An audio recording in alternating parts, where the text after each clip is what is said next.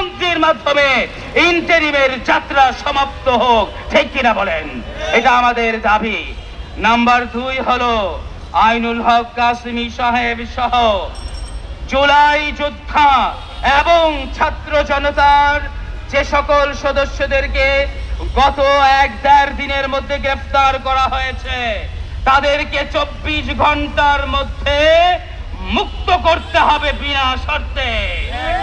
যদি মুক্তি না দেওয়া হয় তাহলে আমরা পরবর্তীতে স্বরাষ্ট্র মন্ত্রণালয়ের কার্যালয়, আইন মন্ত্রণালয়ের কার্যালয় গ্রেফতারের পরবর্তী প্রোগ্রাম আমরা ঘোষণা করব।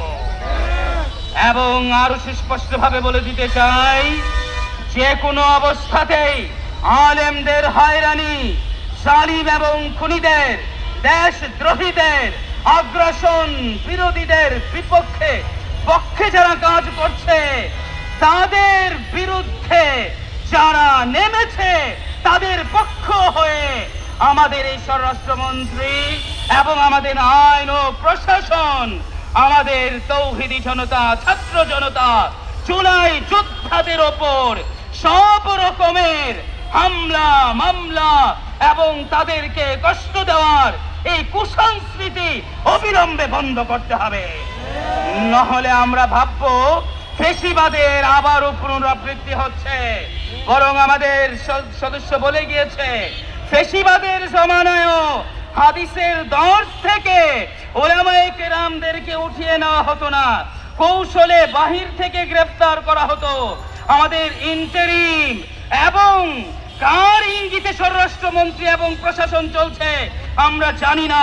যদি মাহফুজ হারাম আর মতিউর রহমানদের কথায় আগামীর বাংলাদেশের পথ নির্ধারণ হয়, আমরা সেই বাংলাদেশের অন্ধকার ছবি এই বাংলাদেশে দেখতে চাই না। সুদৃষ্টি এবং সচেতন দৃষ্টি কামনা করছে এবং আমরা অতি দ্রুত বাংলাদেশের এই চলমান অরাজক পরিস্থিতি এবং সন্ত্রাস, চাঁদাবাজ সহ বিভিন্ন অপরাধ এখন বাংলাদেশের আনাচে কানাচে ছড়িয়ে পড়েছে।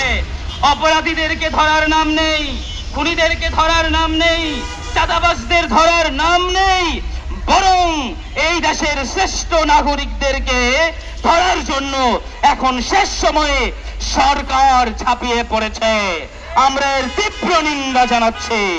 কল্যাণ রাষ্ট্র পরিষদ দ্রুত আমাদের সকল গ্রেফতারকৃতদের মুক্তি দাবি করছে এবং আগামী 24 ঘন্টার মধ্যে যদি মুক্তি দেওয়া না হয়, আমরা পরবর্তী নতুন